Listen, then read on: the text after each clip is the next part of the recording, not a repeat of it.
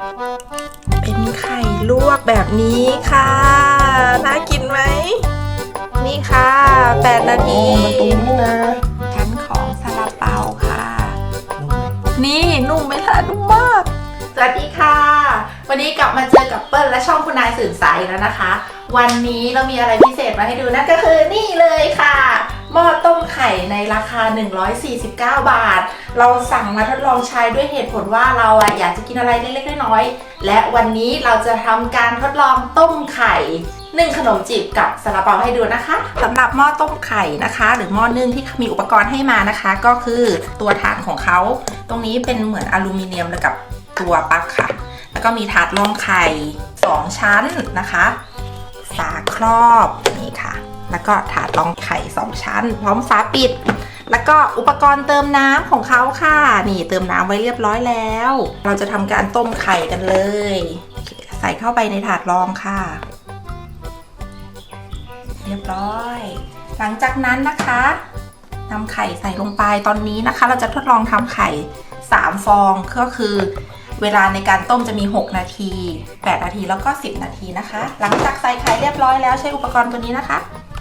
ครอบปิดแล้วก็ปิดฝาตรงฝาจะมีรูระบายไอ้น้ำออกมาแค่นี้นะคะโอเคแล้วเราก็เปิดสวิตช์ได้เลยค่ะ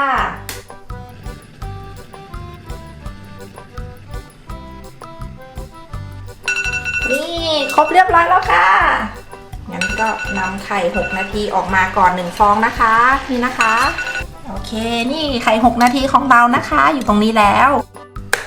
นี่ครบ10 นาทีแล้วค่ะนี่จะเป็นไข่10 นาทีนะคะเรียบร้อยค่ะไปแกะดูกันเอาไปแกะดูข้างในกันนะคะค่ะต่อไปนะคะเราจะทำการนึ่งของแช่แข็งค่ะของแช่แข็งที่เราจะทำการนึ่งก็คือซาลาเปากับขนมจีบงั้นเดี๋ยวเรามาดูนะคะว่านึ่งได้ไหมกับหม้อ149 บาทของเราค่ะ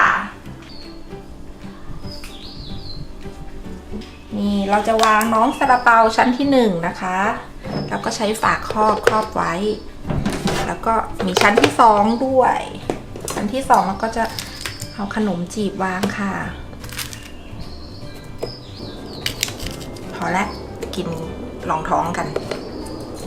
เอาครับ1ได้เลยค่ะแป๊บเดียวน้ำเดือดแล้วใช่ขึ้นเร็วมากไม่ถึง20 วิเลยน่ากินแอบดูไหมคะได้เนาะได้อีก1 นาทีจะครบ5 นาทีอู้สุกแล้วจริงอ่ะจริงมาแล้วค่ะขนมจีบซาลาเปาพร้อมเสิร์ฟค่ะ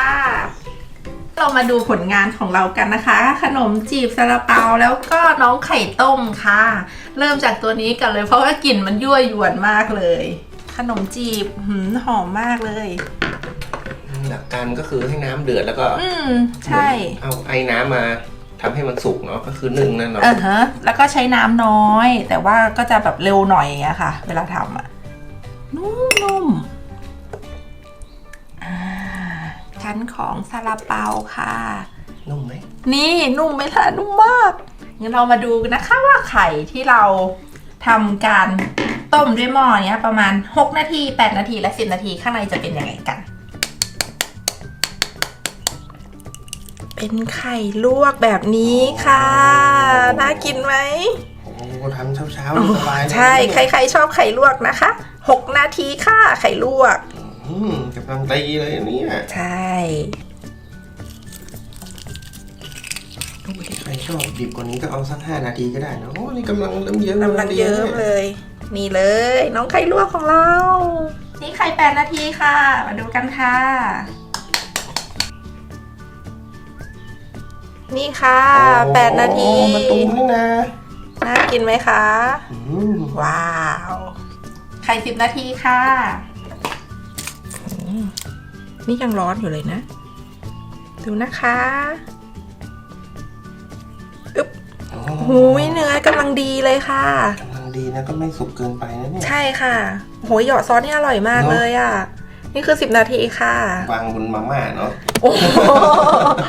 นี่คือผลงานของเรานะคะได้แก่ไข่6 นาทีค่ะไข่8 นาทีค่ะแล้วก็ไข่10 นาทีส่วนขนมจีบแล้วก็ซาลาเปาใช้เวลาในการอุ่น5 นาทีค่ะ เรียบร้อย หลายจริง นี่ก็คือผลงานที่เราทำจากหม้อ149 บาทนะคะถ้ายังไงใครสนใจเจ้าตัวหม้อนึ่งตัวนี้ก็ลองหาในอินเทอร์เน็ตดูนะคะพอดีเราได้มาจาก Shopee ราคา149ช่วง12แล้วมันก็ทำได้จริงๆถ้ายังไงก็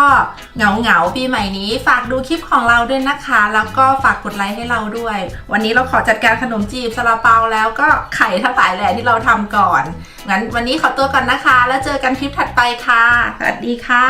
บ๊ายบายหอม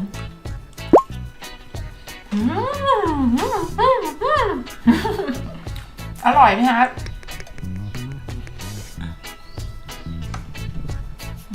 น่ากินสุด ๆจริงๆกินเล่นๆเนี่ย ๆกินเล่น กินจริงๆเหรอโอ้หิวแล้วบ้างเนี่ย เว้ยนี่อร่อยมากเลยอร่อยมากไข่แดงมะตูมค่ะโอ้ยดีอ่ะดีที่สุดเลย